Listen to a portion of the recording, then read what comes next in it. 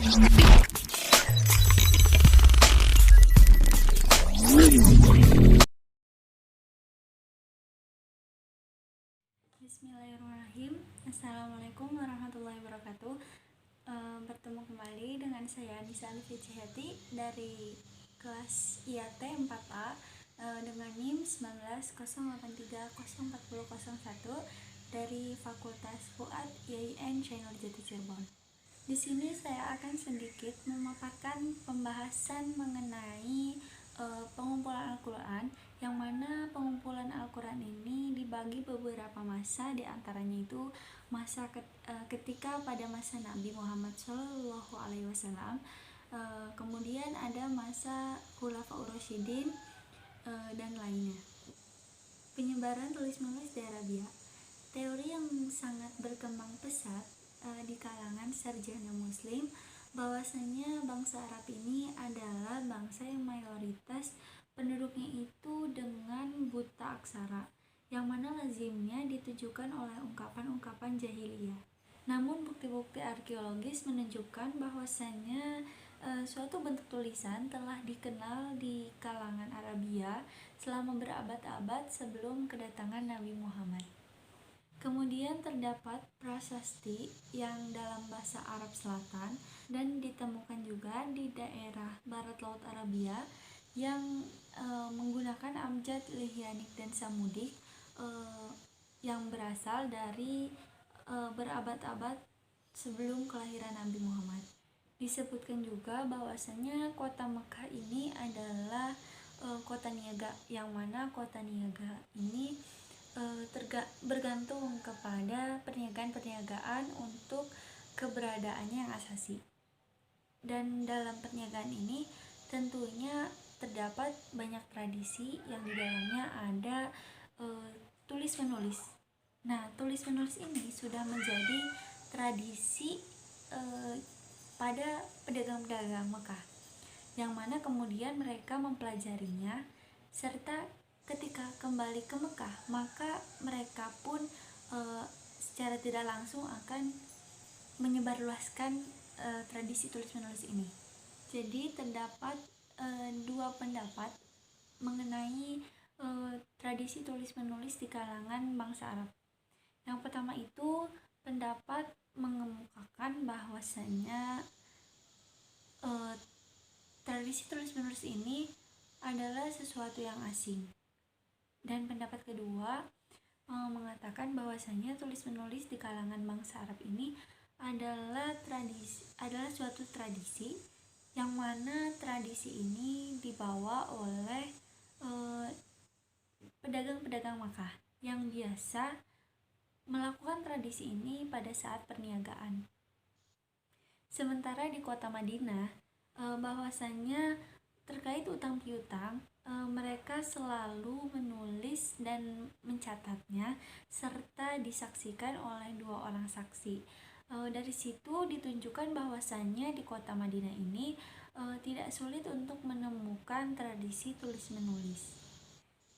Bahan tulis-menulis juga disebutkan dalam Al-Quran, yang mana bahwasannya kata rok mungkin mengacu kepada bahan dari kertas kulit atau perkamen yang terbuat dari kulit-kulit binatang. Kemudian ada kata kirtos, yang mana kata kirtos ini terambil dari bahasa Yunani yang artinya selembar atau sehelai lontar. Kemudian rujukan kedua dari kata kirtos ini terdapat pada surat ke-6 ayat 91 yang muncul dalam bentuk plural korotis, yang mana bisa menyiratkan bahwasannya orang-orang Yahudi ini menggunakan lontar untuk menulis bagian-bagian dari Taurat. Demikian pula dengan kata suhuf yang beberapa kali muncul di Al-Quran dalam kaitannya dengan wahyu-wahyu pada umumnya, atau dengan wahyu yang diberikan Allah kepada Nabi Musa dan Nabi Ibrahim. Bentuk tunggal dari kata ini kemungkinan bermakna selembar bahan untuk menulis, yang mana Suhuf itu lazimnya diartikan sebagai lembaran-lembaran yang terpisah namun tak berjilid, yang mana kita ketahui Al-Quran ini adalah wahyu yang diturunkan oleh Allah Subhanahu wa Ta'ala kepada Nabi Muhammad melalui perantara malaikat Jibril, yang mana turunnya ini secara berangsur-angsur selama kurang lebih 23 tahun. Turunnya Al-Quran ini telah memberi kesan yang sangat besar kepada kehidupan umat manusia, terutama pada kaum muslim. Maka kita sebagai umat muslim haruslah berpegang teguh kepada kitab suci Al-Quran dengan membacanya, kemudian memahami, lalu mengamalkan ajaran-ajaran Al-Quran tersebut, dan menjadikan Al-Quran ini sebagai panduan dalam menata kehidupan dunia ke akhirat kelak. Rekaman dan penyusunan Al-Quran ini terbagi menjadi 2 periode, yang mana terdapat periode selama di Mekah dan yang kedua itu ada periode Madinah. Sebenarnya ayat-ayat Al-Quran ini tertulis sejak awal perkembangan Islam, walaupun umat-umat Islam kala itu mendapati permasalahan yang sangat banyak akibat kekejaman dan pelancaran serangan dari kaum kafir Quraisy. Kemudian selama periode di Madinah, kita mendapati banyak informasi-informasi mengenai nama-nama sahabat Nabi yang ditugaskan untuk menulis wahyu-wahyu tersebut, yang mana terdapat kurang lebih 65 sahabat Nabi yang ditugaskan.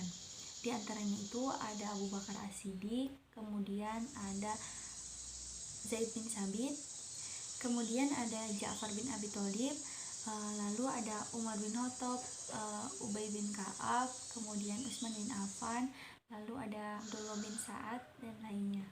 Penulisan Al-Quran ini telah dimulai sejak zaman Rasulullah, namun Al-Quran ini lebih cenderung untuk dihafalkan oleh para sahabat daripada ditulis, karena pada masa itu kekuatan hafalan sahabat ini sangatlah cepat dan bagus, serta para penghafalnya itu sangat banyak. Namun di sisi lain, orang-orang yang dapat menulis serta membaca pada zaman itu sangatlah minim, serta sarananya juga sangat terbatas, seperti pelepah kurma, kemudian ada potongan-potongan kulit, dan juga bebatuan-bebatuan. Diakui secara umum bahwasanya susunan ayat dan Al-Quran ini memiliki keunikan yang luar biasa, karena susunan ayat dan Al-Quran tidak sesuai dengan urutan ayat-ayat Al-Quran pada saat diturunkannya kepada Nabi Muhammad, serta tidak sesuai dengan subjek kebahasaan. Mengapa demikian? Rahasianya hanya Allah yang tahu.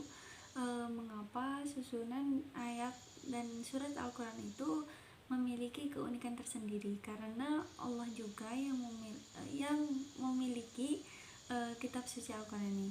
Dimisalkan dengan seseorang yang memiliki karya tulisan, kemudian ada orang yang berniat untuk mengubah karya tulisan itu, misalnya mengubah kata-katanya, kemudian mengubah tata letak halaman tulisan itu, namun hasil akhirnya itu tidak dapat diberikan kepada pengarang, karena yang memiliki hak untuk mengubah dan menyusun kembali kalimat-kalimat dalam tulisannya itu hanyalah si pengarang yang memiliki karya tulisan itu.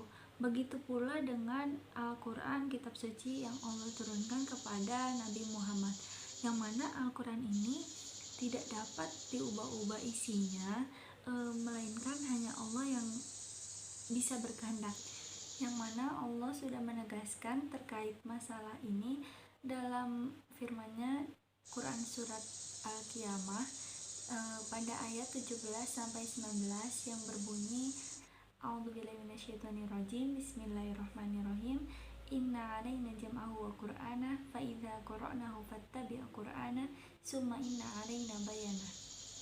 Jadi kompilasi penulisan Al-Quran ini terbagi beberapa masa. Yang pertama itu pada masa Khalifah Abu Bakar As-Siddiq, yang mana Khalifah Abu Bakar ini memberi kepercayaan untuk menugaskan penulisan Al-Quran kepada Zaid ibnu Sabit. Mengenai pengumpulan Al-Quran pada masa Khalifah Abu Bakar As-Siddiq ini memiliki riwayat-riwayat yang saling bertolak belakang, yang mana riwayat-riwayat ini dikelompokkan menjadi dua kategori. Yang pertama itu ada versi mayoritas dan yang kedua itu ada versi minoritas. Dalam versi mayoritas, Umar dikenal sebagai penggagas intelektual dalam pengumpulan pertama Al-Quran, sedangkan Abu Bakar di sini merupakan orang yang memerintahkan pengumpulan dalam kapasitasnya sebagai penguasa. Sementara dalam versi minoritas bahwasanya terdapat riwayat dari Al-Zuri yang mengungkapkan bahwa ketika kaum muslimin banyak yang terbunuh pada perang Yamamah, Khalifah Abu Bakarlah yang justru mencemaskan akan musnahnya jumlah besar Qura. Dalam versi mayoritas juga ada alasan mengapa Zaid ibnu Sabit yang ditunjuk untuk melakukan pengumpulan pertama Al-Quran, yang mana alasan itu terlihat sangat transparan. Alasannya yang sangat transparan yang diantaranya itu yang pertama karena usia Zaid yang terbilang sangat muda, kemudian karena kecerdasannya yang menunjukkan akan pentingnya suatu kompetensi dan kesadaran, kemudian karena sikap dan si perilaku Zaid bin Sabit ini yang tidak pernah tercemar, yang menyebabkan Khalifah Abu Bakar juga memberikan kata-kata yang sangat khusus seperti kami tidak pernah memiliki prasangka negatif terhadap Anda. Dan juga Zaid ini salah seorang yang bernasib mujur di antara beberapa orang sahabat. Masa pengumpulan Al-Quran yang dilaksanakan oleh Zaid bin Sabit juga terbilang sangat singkat, yang mana diketahui bahwasanya Khalifah Abu Bakar memerintah kekhalifahannya itu dengan waktu kurang lebih 2 tahun. Bentuk dan kandungan mushaf-mushaf pra-Utsmani, yang mana gambaran umum yang diperoleh mengenai salinan-salinan Al-Quran setelah wafatnya Nabi Muhammad itu terbilang sangat menyedihkan, yang mana salinan-salinan itu telah tercerai-berai dan bentuknya itu tidak teratur, serta salinan-salinan Al-Quran ini tertulis di bahan-bahan yang sangat sederhana. Disebutkan bahwasannya bahan-bahan yang digunakan untuk menulis wahyu-wahyu yang diturunkan oleh Allah kepada Nabi Muhammad itu terdapat beberapa macam, yang diantaranya itu yang pertama ada riko atau selembaran lontar, kemudian ada lihof atau batu tulis yang berwarna putih yang terbuat dari kepingan-kepingan batu kapur, kemudian ada asyib atau pelepah kurma, serta belika, tulang rusuk, dan selembaran kulit. Beberapa mushaf pra-Utsmani, yang mana dalam beberapa karya-karya tulis para mufasir sering kita jumpai pengungkapan atau perujukan kepada varian-varian pra-Utsmani. Terkadang rujukan-rujukan itu hanya dikemukakan dalam bentuk ungkapan seperti mushaf sahabat atau mushaf lama. Namun yang sering ditemukan adalah perujukan untuk mushaf pra-Utsmani yang populer seperti mushaf Ibnu Mas'ud, kemudian ada mushaf Ubay bin Ka'ab dan mushaf lainnya. Mushaf Ubay bin Ka'ab yang mana sejumlah riwayat menuturkan keterlibatannya dalam komite pengumpul Al-Quran yang mana dibentuk oleh Khalifah Utsman.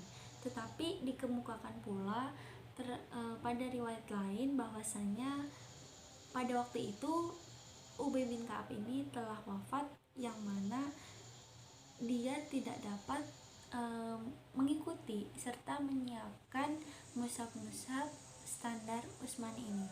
Terdapat banyak bacaan yang berbeda dari mushaf Ubay bin Ka'ab ini dengan bacaan resmi mushaf Utsmani, yang mana perbedaan ini terjadi dari segi vokalisasi, kemudian kerangka konsonantal, penambahan dan pengurangan kata atau ayat, serta susunan ayat itu sendiri dan lainnya.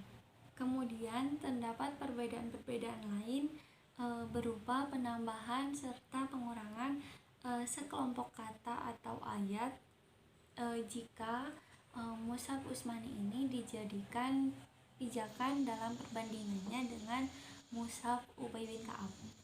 Kemudian ada mushaf Ibnu Mas'ud, yang mana salah satu karakteristik dari mushaf Ibnu Mas'ud ini adalah ketiadaan 3 surat pendek, yaitu surat yang pertama, kemudian surat yang ke-113 dan surat yang ke-114.